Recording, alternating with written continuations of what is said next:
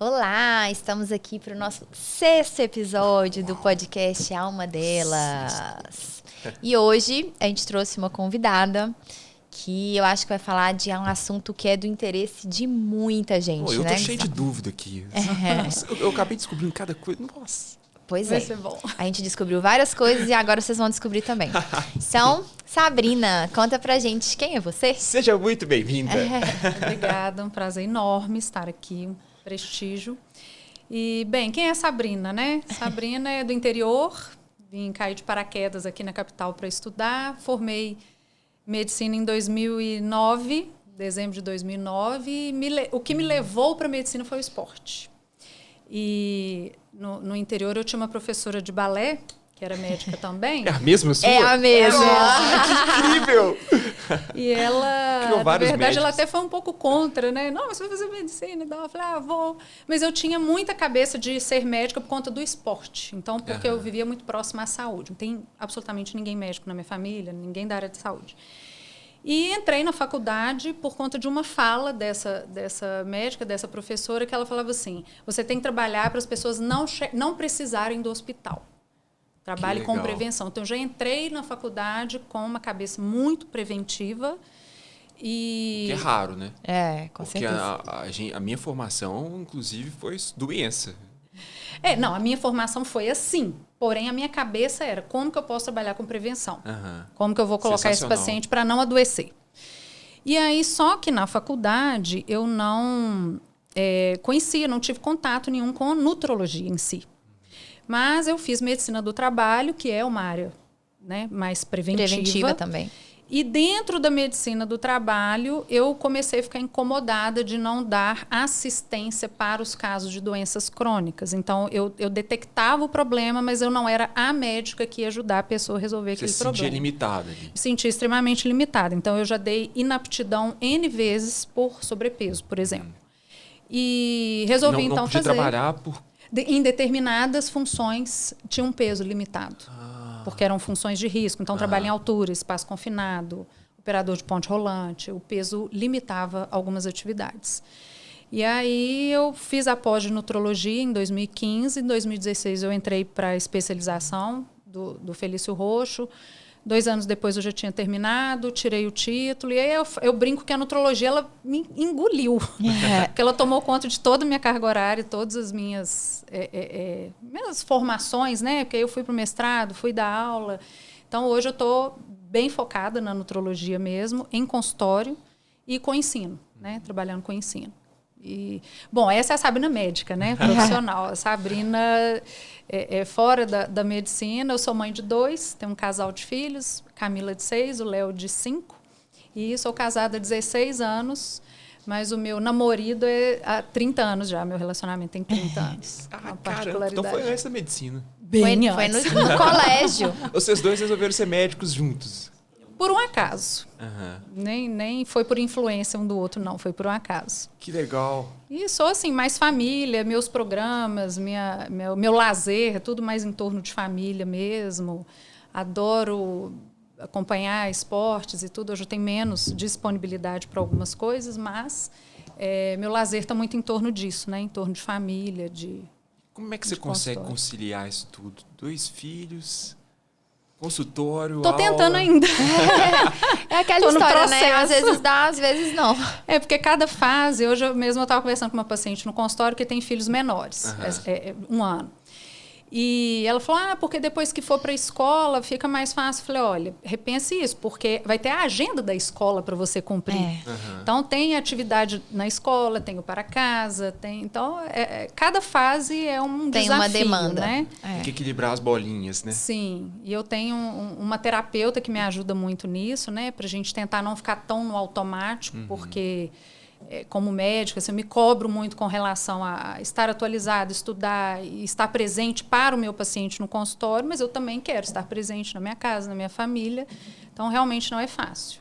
Qual que é seu maior incentivador, assim? Você fala assim, nossa, o que mais eu acordo e falo, meu dia tem que dar certo por algum motivo. Você tem esse incentivador, alguma coisa só, ou um grupo de coisas que você fala assim...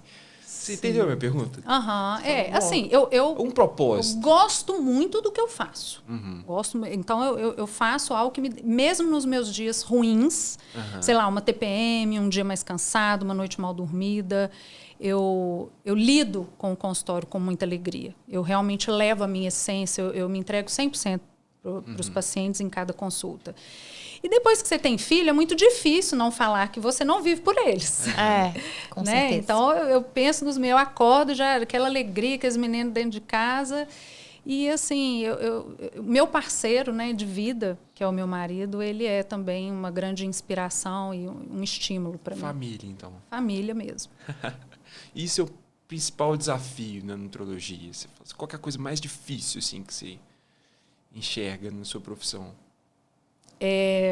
Manter o meu posicionamento mais conservador, talvez, né? Porque dentro da medicina como um todo a gente lida com inúmeros modismos de tratamento, etc., que são absolutamente rentáveis, né? Financeiramente muito interessantes. É uma questão ética, né? Então, por questões éticas, né? E eu me sinto mais mantendo determinadas condutas um pouco mais conservadoras. E hoje em dia é difícil, né? Porque eu acho que algumas especialidades, e do meu ponto de vista, a nutrologia é uma delas, a gente vê tanta gente se destacando, principalmente nessa era de redes sociais, mas se destacando por questões que não têm um embasamento científico, e aí é isso que você falou. Coisas extremamente rentáveis, mas sem aquela base científica para a gente ter certeza que está oferecendo o melhor cuidado possível para aquele paciente. Vendendo ilusão, assim. Exato, vendendo ilusão. Eu acho que é isso. E aí, de fato, é muito, muito difícil. Assim, na sua especialidade hoje, fala pra gente assim, o que você acha que é uma grande ilusão que as pessoas têm comprado com muita frequência? Pagado caro. Especialmente o imediatismo. Né? O imediatismo. E nós vivemos num mundo moderno que tem muitas soluções para tudo. Né? Hoje a tecnologia nos apoia em inúmeras áreas da vida. A gente, de verdade, conseguimos resolver muitos problemas de forma muito mais rápida. Mas o corpo humano, ele continua sendo um sistema biológico. E ele tem o seu tempo. Atualização do hardware. Não, nós não somos uma matemática. Não evolui, né? Então, humano 1.4. Exatamente. Atualizou aqui, ó. Agora vai dar para você tomar cúrcuma, que a cúrcuma agora vai resolver. Então, o tempo todo a gente... eu não sei, talvez a gente tem mais espaço, até pelas redes sociais, de falarmos sobre as nossas fragilidades. Então, hoje todo mundo fala mais sobre cansaço, todo mundo quer ter alta performance. E tem sempre gente para vender a solução. Nossa, e é isso que você falou de imediatismo, né? Aquela promessa, tipo, perca, sei lá, 15 quilos em 15 dias. Sei lá, coisas desse tipo, né? Como, né? Exatamente. Isso. E os tratamentos, de fato, estão evoluindo para perdas mais rápidas, né? Mas, no entanto, a pessoa às vezes não aceita que o cansaço dela é por privação crônica de sono. É por excesso de uso de rede social. O Brasil é campeão, um dos campeões do mundo em número de horas de consumo de rede social. Né? Isso cansa. É uma... tijolada ali de informação na cabeça da pessoa, uma sobrecarga de informação o tempo inteiro, estímulo, né? Como se já não bastasse no trabalho, etc. Então, privação crônica de sono, alimentação ruim, sedentarismo, e é muito mais fácil falar, eu vou tomar uma vitamina X que vai resolver tudo isso. Né? Deposita tanta expectativa, né, de que alguma coisa específica vai resolver 100% dos seus problemas. É até aquela questão de buscar uma solução fácil para o que não tem como ser fácil, muitas das vezes, né? E essa solução está baseada, então, em tratamento, né? E você começou falando tanto que a prevenção te fascina. Deve ser por isso que você gosta mais desse lado de prevenção mesmo, né? Sim, Porque, no fim das contas, o nosso corpo ele tem um tempo, ele tem um metabolismo, ele tem os ajustes. Não adianta a gente usar um soro milagroso para repor as energias, que não é bem assim que funciona, né? E, às vezes, o problema é até mais profundo. De repente, o que está roubando a energia da pessoa é algo mais simples de se perceber para quem está de fora, por exemplo, uma escolha ruim sobre o trabalho, às vezes a pessoa não está satisfeita onde ela está, né? E até minha visão de médica do trabalho me traz muito isso. Eu tenho um conhecimento mais íntimo de como são as vivências dentro As relações, né? das relações de trabalho, das grandes corporações, seja serviço público ou privado. E às vezes a pessoa não está feliz e acha que é falta de energia, né? Ela não está satisfeita com o meio ambiente dela, com a profissão que ela escolheu, o parceiro que ela escolheu, o trabalho onde ela está inserida, e aí vai virando uma bola de neve. Estou percebendo aqui, Joana, que ela não é só nutróloga, não. Não. Ela trata o paciente como um todo, né? Como é que é isso, assim? Como é que funciona a sua consulta? Com tempo. Com tempo, com escutativa, tem que dar espaço para o paciente falar. Você entende o contexto que ele vive, o que ele faz? Absolutamente. Alguns pacientes ficam até incomodados, porque eles chegam querendo falar, eu engordei, que eu como isso, que eu como aquilo. Normalmente, o recordatório alimentar é a última coisa que eu pergunto na minha consulta. Porque, às vezes, a forma como a pessoa se alimenta, ou o que ela escolhe para se alimentar, é a pontinha do iceberg. Tem toda uma base. Tem toda uma base. Será que é por isso que as pessoas não conseguem emagrecer? Ou fazem uma dieta, um curto período, e aí você está mexendo só na ponta, se você não melhorou a base, você aguenta aquilo ali 2, 3 semanas, ou até você perder seus 5 quilos para caber naquele vestido que você comprou. Exato. E depois... Depois volta tudo. O que é essa base? Me explica melhor, assim. Como é que você entra nessa base? Vou dar um exemplo prático. Um dos grandes problemas que a gente tem com a alimentação hoje não é necessariamente a quantidade de calorias. As pessoas sabem o que faz bem, o que faz mal para a saúde. Mas as pessoas têm preguiça de cozinhar, não têm acesso à tal da comida de verdade, ficam muito dependentes de terceiros produzir, então vai ter que comprar comida na rua. Não que comer na rua seja necessariamente um problema, mas selecionar a comida que você vai comer fora, né? Comer fruta.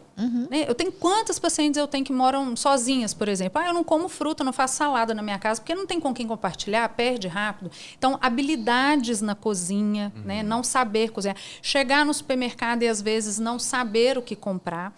E uma coisa que eu chamo muito a atenção dos pacientes é o seguinte... Que a batatinha frita cheia de sal, que o sorvete todo dia, né, guloseimas, que isso faz mal, todo mundo sabe. Refrigerante, etc. Mas e o que você está deixando de ingerir?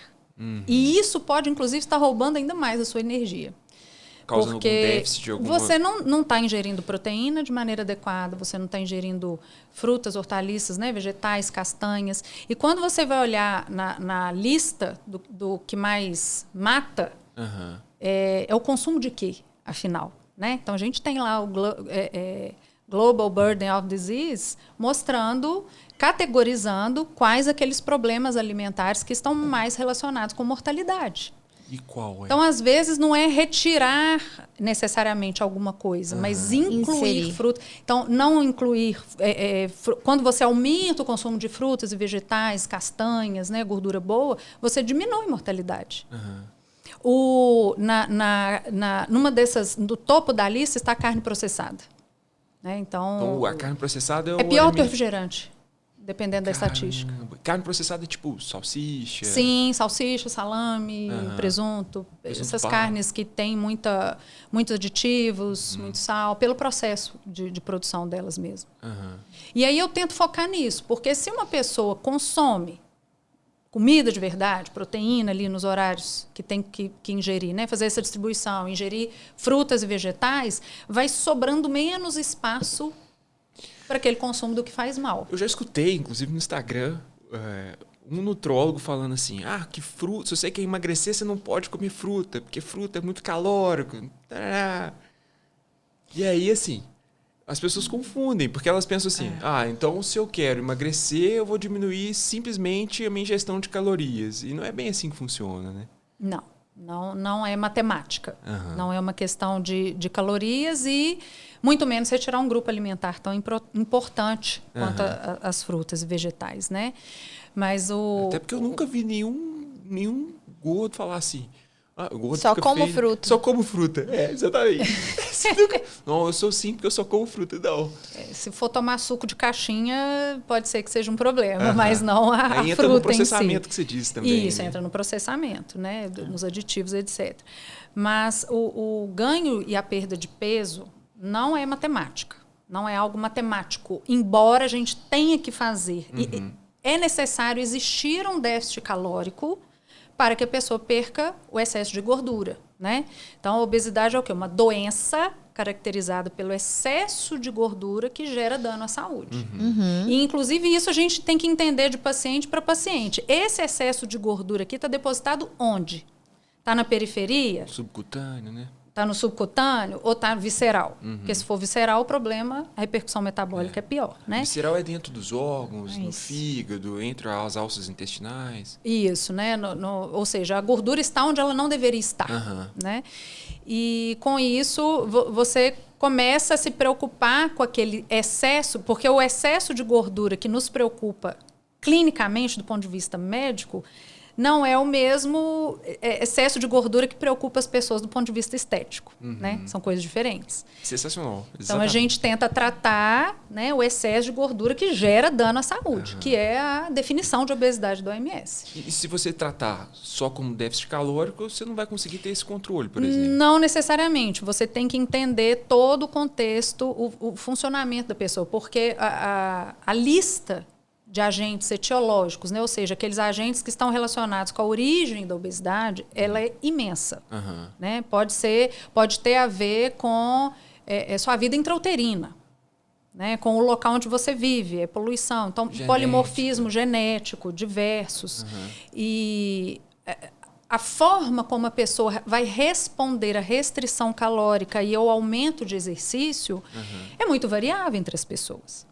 E é tão difícil emagrecer que para cada 1 quilo que você perde, a sua fome aumenta em 100 calorias. Ainda tem isso. Caramba! Né? Então tem uma contra-resposta ainda ao emagrecimento. Nosso organismo não quer que a gente emagreça. É isso que você acabou de falar? De forma alguma. De forma alguma. O seu organismo... Emagrecer definitivamente não é um processo natural. Não é natural. Requer esforço mesmo. Requer esforço. E aí, até pensando aí nessa questão do processo de emagrecimento, a gente agora... Estamos vivendo uma era dos injetáveis para emagrecer, né? E aí, conta pra gente um pouquinho, porque eu entendo que toda medicação nova que chega e que começa a ser usado de forma tão ampla como está atualmente e que ainda é, de certa forma, nova, tem muitas dúvidas e muitos questionamentos que ainda existem a respeito delas, até pensando no futuro, quando a gente não tem estudos de longo prazo ainda desenvolvidos a partir daquela droga, né? Então... Sim. E a gente está vivendo uma era, para quem lida, para quem trabalha com obesidade há muito tempo, nós estamos vivendo uma era revolucionária na medicina, com tratamento de obesidade, com drogas realmente seguras, né, até o momento, extremamente seguras, com múltiplos benefícios, porque esses injetáveis que estão sendo usados agora, semaglutida, liraglutida, tirzepatida e, né, outros que estão aí em estudo, quase chegando, são drogas que vieram herdadas do tratamento de diabetes. Sim. Então, são medicamentos que vieram herdados do estudo de tratamentos já de uma doença metabólica que está intimamente relacionada com obesidade. E são medicamentos que, de fato, trazem resultados extraordinários. Não só em volume de peso perdido, mas de benefícios metabólicos. Mas, sim, há um abuso. Né, um uso indiscriminado, inclusive... Não é qualquer um que pode usar, por exemplo. Não, existem. As contraindicações absolutas, elas são raras. Mas não é nem só a questão de ser ou não ser contraindicado para aquela pessoa, mas ela pode estar usando um medicamento excelente, extremamente caro, e da forma errada. E ela vai até desacreditar a medicação para outras pessoas que precisam. Porque, às vezes, ela não usando da forma correta, mesmo ela não tendo uma contraindicação, a medicação não vai ter o efeito esperado nela, né? Exatamente. E aí é isso que a gente está vendo demais. As pessoas usando sem uma prescrição adequada, sem o acompanhamento médico, aquele uso recreativo das medicações para emagrecer, né? Fala um pouquinho, conta pra gente assim, da importância desse acompanhamento e como de fato é o uso adequado para que as pessoas possam, então, perceber e ter esses benefícios metabólicos que essas medicações podem trazer. Exatamente. Em tratamento de excesso de peso, nem tudo é questão de peso. porque a classificação que a gente tem de sobrepeso, obesidade, ela é pautada no IMC, que é calculado pelo altura e peso. Então, é um índice muito pobre. Né? No consultório, de forma individualizada, você consegue avaliar o paciente de uma maneira muito melhor. Então, eu vou entender o que de gordura ele tem a mais que precisa ser reduzido. E não necessariamente o peso que a pessoa considera adequada ou esteticamente conveniente, necessariamente é o peso que vai deixá-la mais saudável. Até uma porque perda se tiver de... muito músculo pesa muito. Né? Exatamente. Então, se você tiver perdas, né, de 5 a 10% do peso corporal total, para quem está muito acima, você já vai ter benefícios múltiplos metabólicos. Né? Isso é até uma expectativa que tem que ser alinhada com o paciente. Sim. O tanto que você vai melhorar clinicamente é diferente do tanto que talvez você queira chegar de peso.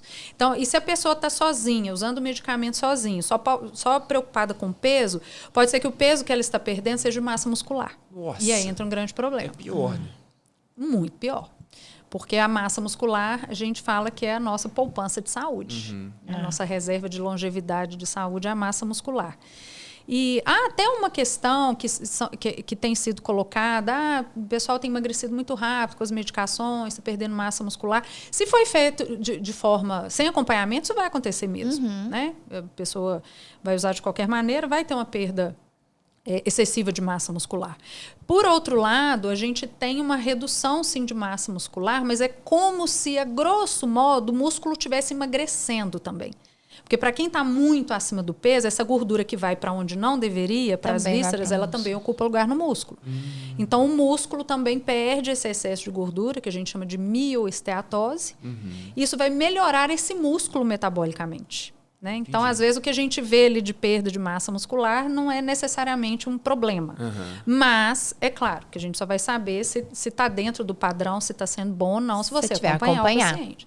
Então, por aí vai. Inclusive, estão fazendo estudos aí relacionando esses emagrecimentos com risco de fratura, né? Dependendo se o paciente é mais velho, se é uma mulher pós-menopausa, que não está fazendo reposição hormonal. Então, a pessoa começa a assumir riscos sem saber. Eu acho que o grande problema, então, dessas medicações é a falta do acompanhamento adequado. Certo? Sem sombra de dúvida.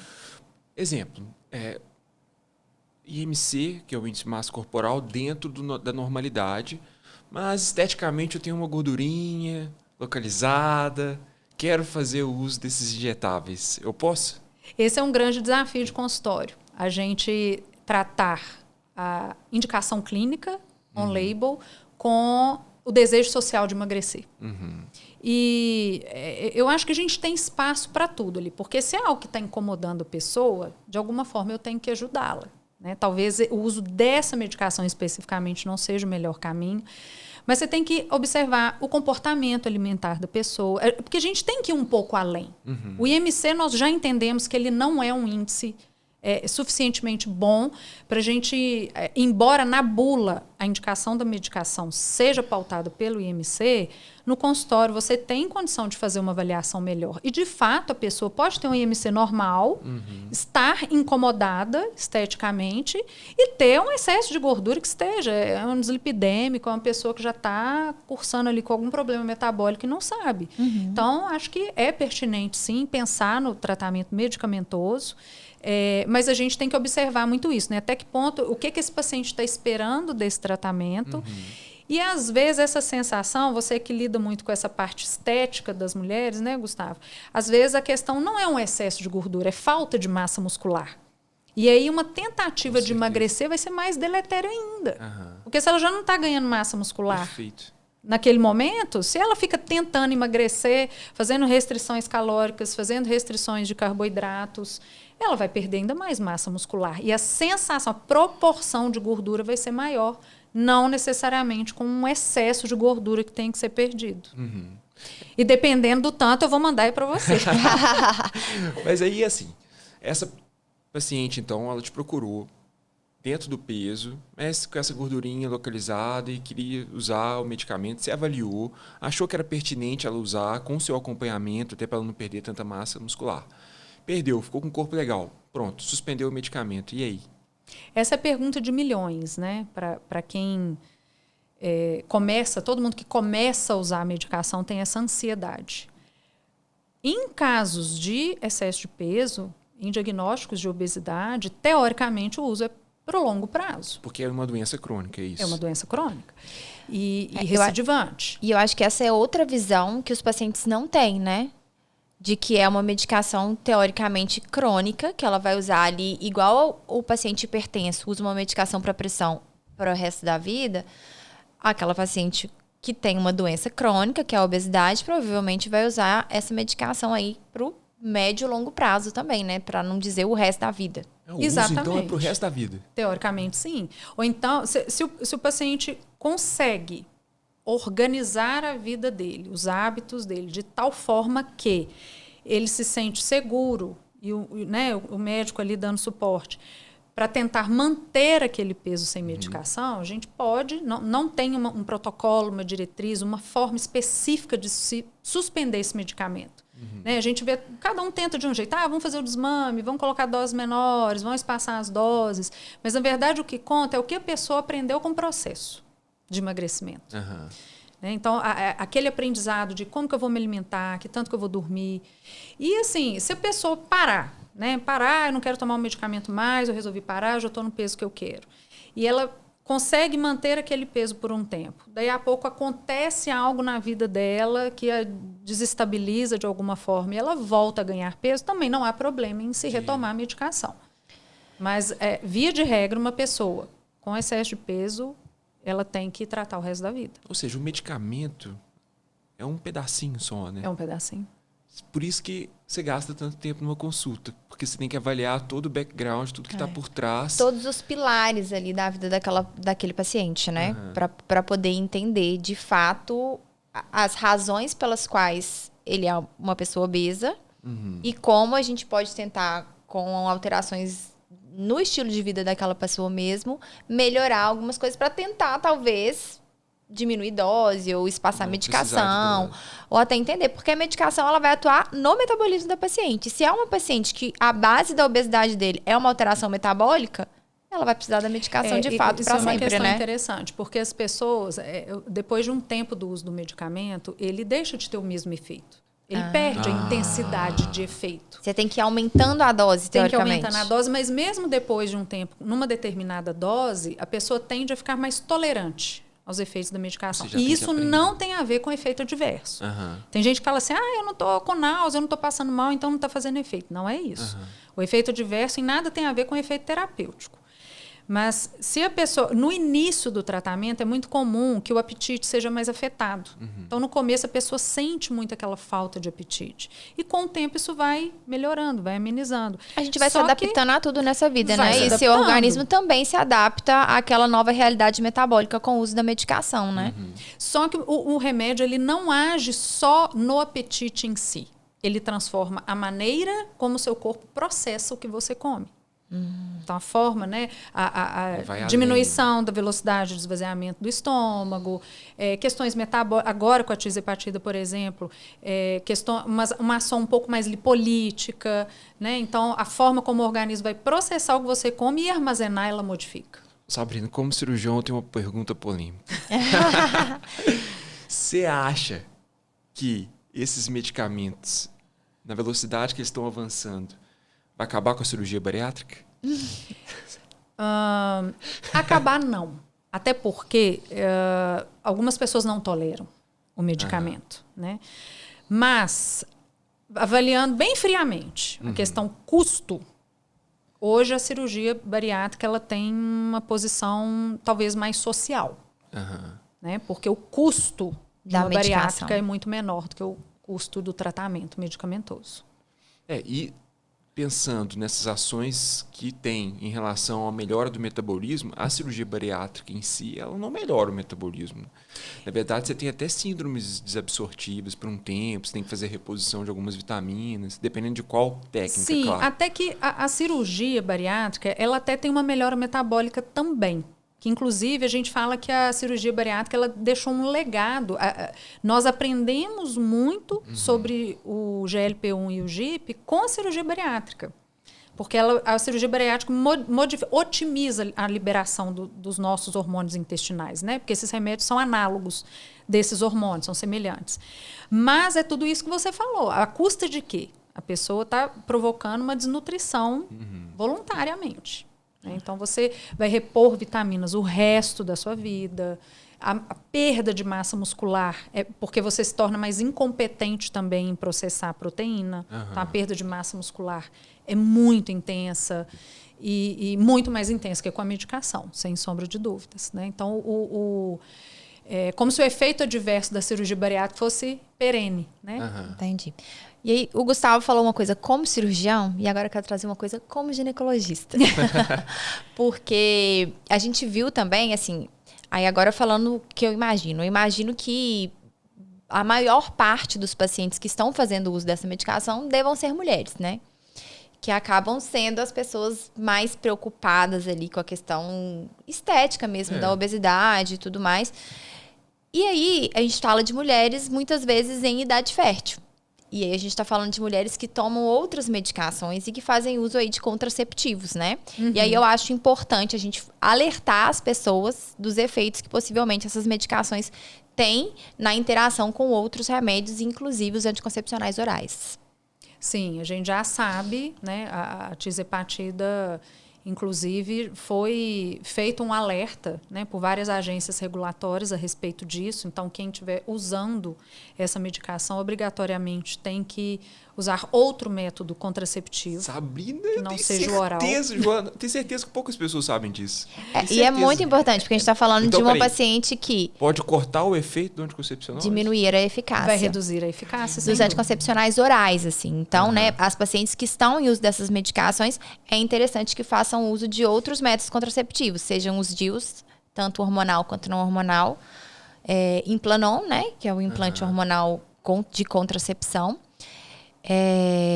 E aí tem mais, eu quero saber mais, porque também tem as pacientes da terapia de reposição hormonal, que aí a gente já está falando de um contexto diferente, né? Sim, na terapia, no caso, né, na menopausa, em que metabolicamente para a mulher é um momento muito desafiador, porque você deixa de ter aquele estímulo de acúmulo de gordura perifericamente, no subcutâneo, e passa a ter uma concentração maior de gordura abdominal, de gordura visceral, né? Que as mulheres queixam, minha barriga está aumentando, etc. Estômago alto.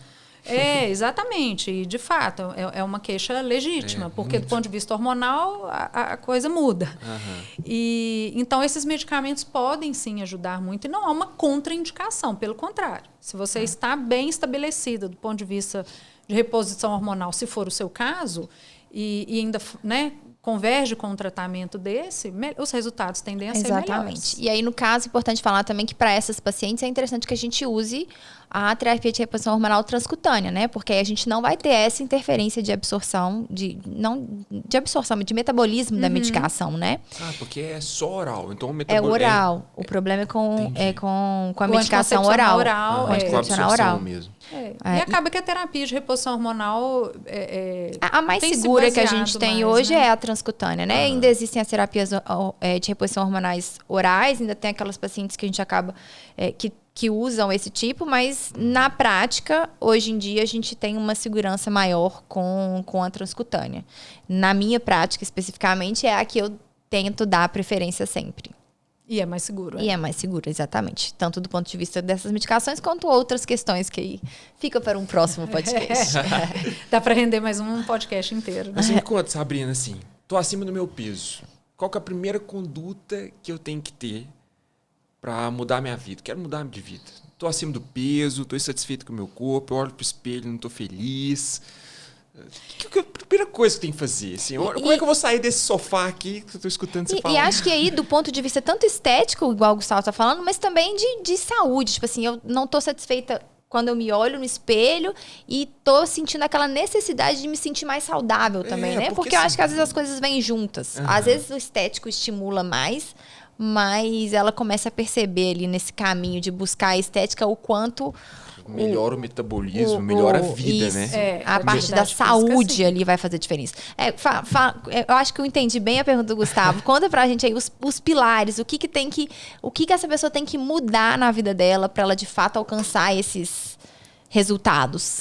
Baby steps, assim. Primeira coisa que eu tenho que fazer e quais são os próximos passos? Olha, eu gosto sempre de falar no consultório o seguinte: você está assim hoje e está insatisfeito com o jeito que você está vivendo. Eu tento ir no ponto de partida. Como você chegou até aqui? Tento Por que você veio, né? Né? Foram escolhas de trabalho, teve filho, né? Que às vezes a vida ficou mais tumultuada com alguma coisa, enfim. Então, eu tento ir no ponto de partida e fazer o caminho reverso com a pessoa. Para tentar achar a causa. Para tentar achar, pelo menos, o que foi o clique ali. Porque, às vezes, exemplo clássico do meu consultório. Ganhei muito peso e fiquei sedentário na pandemia.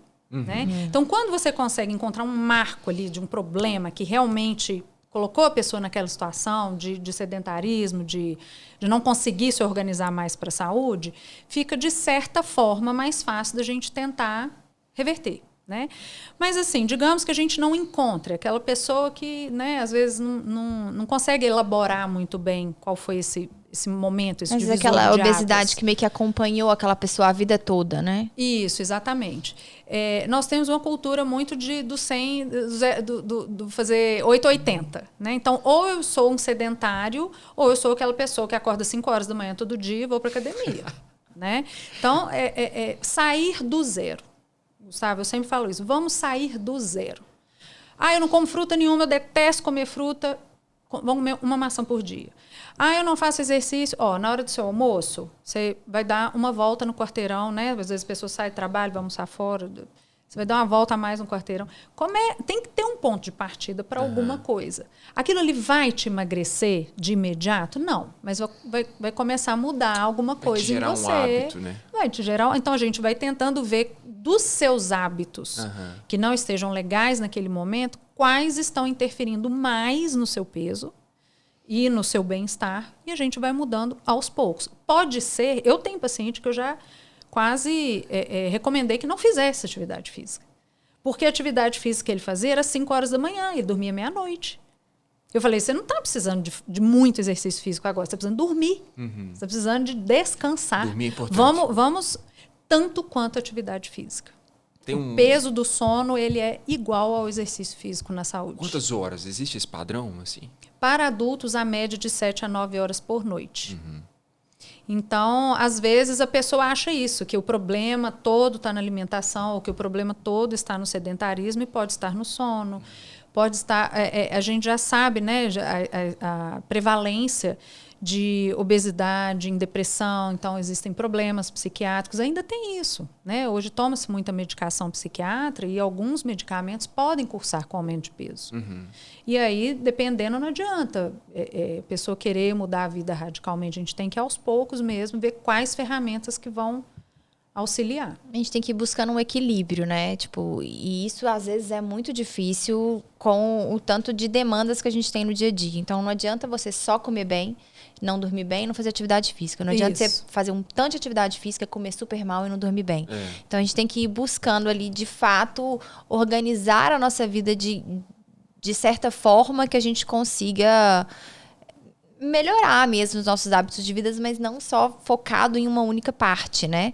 E isso é difícil, porque é um milhão de coisas ao mesmo tempo, né? Às vezes é aquilo que você falou, a questão do trabalho, aí a gente tentar administrar estresse. Então, às vezes eu tô ali dormindo bem, eu tô me alimentando bem, eu tô conseguindo fazer minha atividade física de certa forma regular, mas eu tô num estresse tão grande, num desgaste emocional tão grande com alguma outra coisa, que também vai impactar, né? Exatamente. E até se eu fosse dizer de uma forma bem... Igual o Gustavo falou, dá um step aí, né? O primeiro passo serviria para todo mundo, talvez. Porque o pulo do gato é esse. Tem que ser individualizado. Para você, o que está fazendo mais diferença pode não ser a mesma coisa da outra pessoa. Mas eu diria, talvez, tivesse que dar um único conselho. Focar na qualidade da alimentação. As pessoas se preocupam muito com calorias.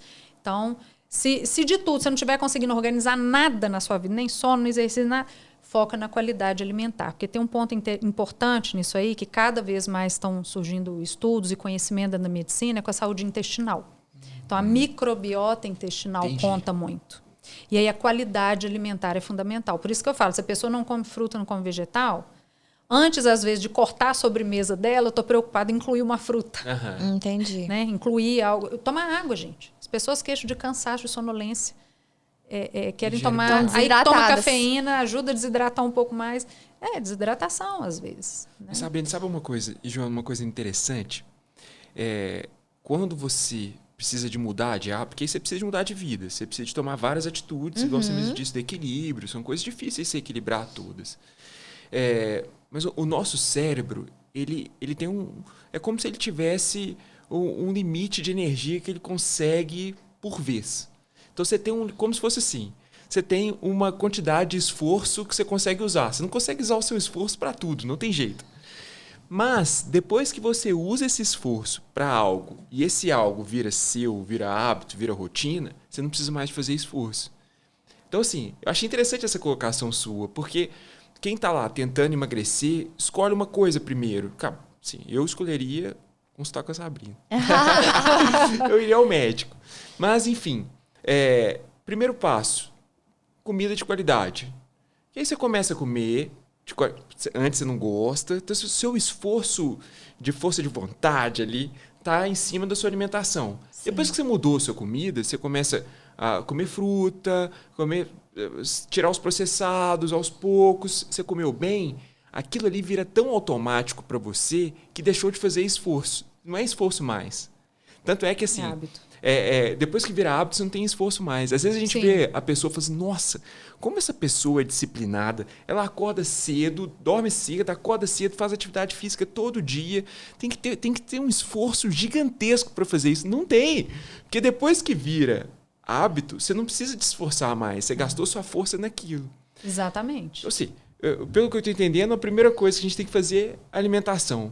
Aí depois...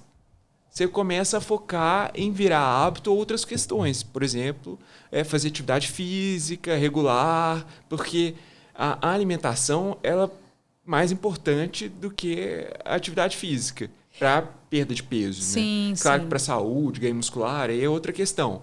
Mas, a princípio, se eu quero perder peso, eu preciso de focar em uma coisa só, o ideal é que eu foque na alimentação. E até quebrando um pouco esse paradigma, não focar na alimentação com a preocupação em calorias, mas qualidade.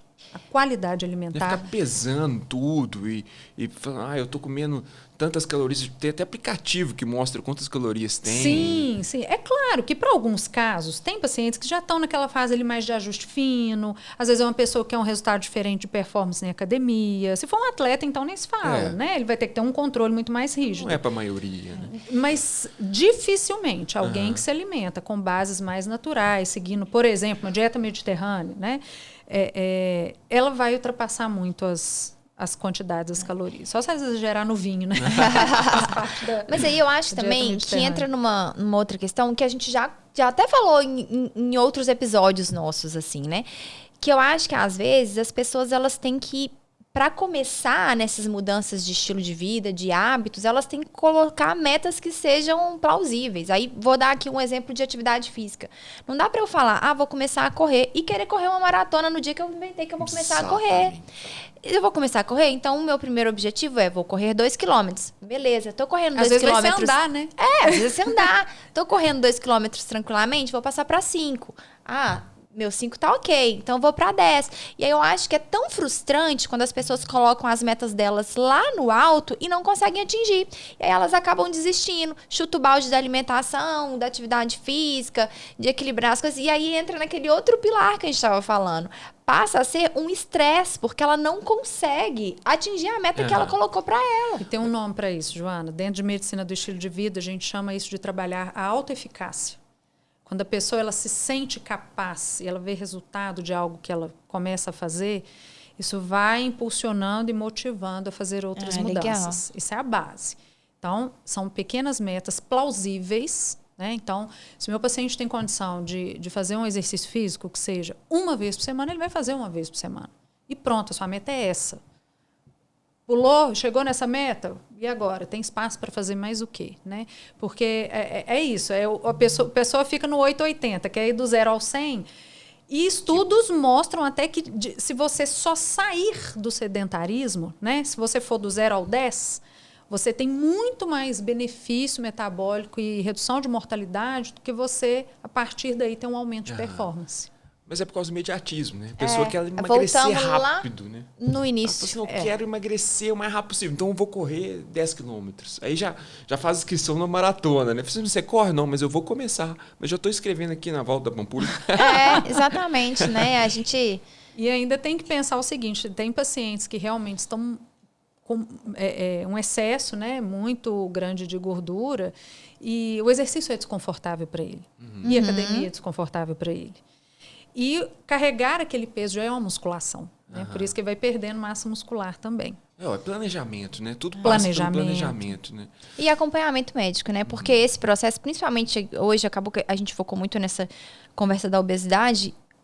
A obesidade é uma doença crônica e que precisa de um acompanhamento médico. Então, assim, gente, não adianta tentar emagrecer sozinho, que esse é um desafio que não é para você fazer sozinho, né? Você precisa ter uma pessoa, a Sabrina, para poder te dar a mão e falar, vamos junto, que eu vou te orientar, eu vou traçar um caminho para você, né? Porque senão você vai ficar correndo em círculos, andando no labirinto ali e não vai achar o caminho para perder esse peso, né? E cirurgia plástica não é o caminho para emagrecer também, não. A não ser quando, de fato, o problema é localizado. Exatamente, mas aí ela já está dentro do peso, né? Eu falo, cirurgia plástica não é para emagrecer, porque eu sempre falo isso, porque o corpo que te trouxe até aqui é o mesmo que vai te levar depois da cirurgia para o resto da sua vida. Então, se você não está conseguindo emagrecer, não se você vai tá ser só depois ganhando dela, peso, não vai ser depois da cirurgia. Então, assim, o que você tem que tratar é de dentro para fora. Depois que você já está bem, já está fazendo atividade física, já está comendo bem, já tem hábitos saudáveis, aí você quer esculpir o corpo, aí entra a cirurgia. E eu acho que deve ser muito frustrante para essa paciente que foi lá, fez a cirurgia, ficou bem, e aí ela emagreceu naquela história do imediatismo, sem mudar a mentalidade dela, né, para ter uma vida saudável. Ela perdeu a cirurgia. Então, o impacto Ainda na tem sua isso. autoestima...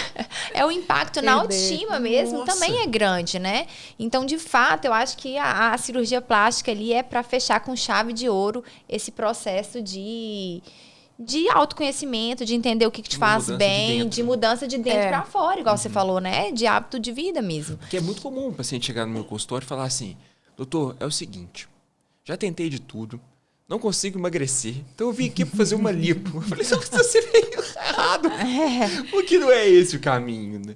Senão você vai perder sua cirurgia. E o pior, isso é polêmico, porque os meus colegas cirurgiões podem achar ruim comigo, mas as pessoas precisam de saber. Se você faz lipo várias vezes, isso é extremamente prejudicial para a saúde. Por quê? A gente tira a gordura do subcutâneo.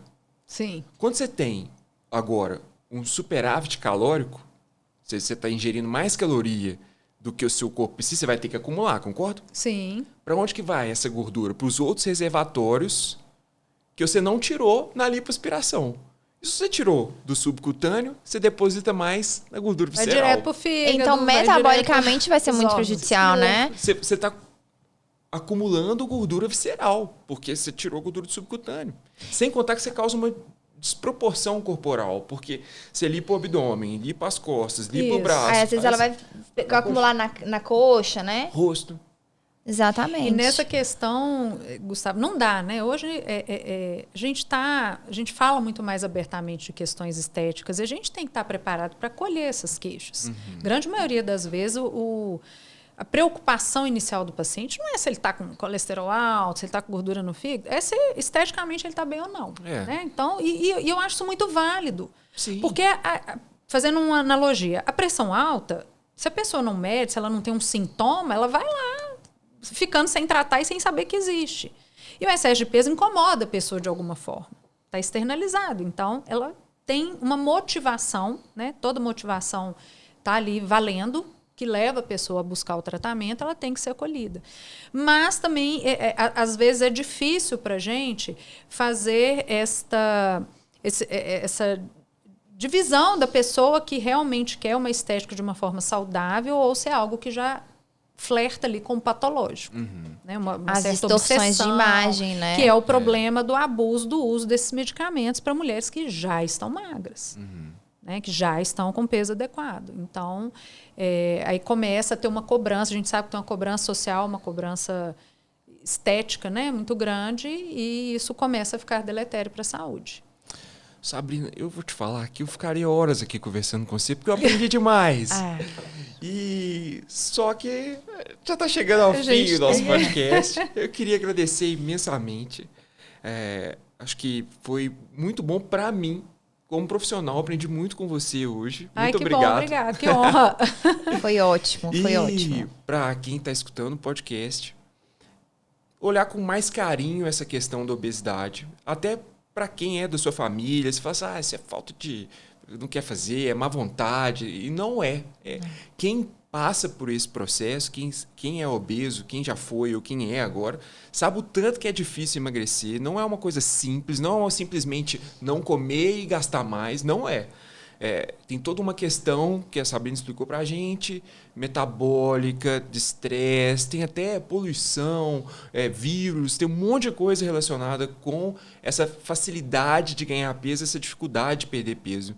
Então, acho que o primeiro passo é esse, é procurar uma ajuda, porque daí para frente fazer um planejamento adequado, melhorar a alimentação, melhorar a saúde, o ganho estético vai vir junto com milhares de outros ganhos que são até melhores que estéticos. Mais duradouros, né? Mais duradouros, que é qualidade de vida, qualidade de sono, libido, disposição, muito mais coisas vêm com a perda de peso, né? Exatamente. É isso aí, Sabrina, muito obrigada. Realmente foi uma conversa assim super enriquecedora, né? Aprendemos demais e eu acho que muito importante também para as pessoas ouvirem, né? Assim, saberem um pouco mais que, de fato, é um desafio grande. A gente tem que acolher essas pessoas que têm dificuldade para perder peso e a gente tem que, se achar necessário, se tiver algum desconforto, for usar essas medicações que estão em alta e hoje em dia, que independente de qual peso você quer perder com elas, você precisa de um acompanhamento médico para fazer uso delas, não é verdade? Isso. Muito, muito, muito obrigada pela oportunidade de estar aqui, de estar com vocês e poder falar desse tema tão importante. Obrigado. É isso. Até mais, pessoal.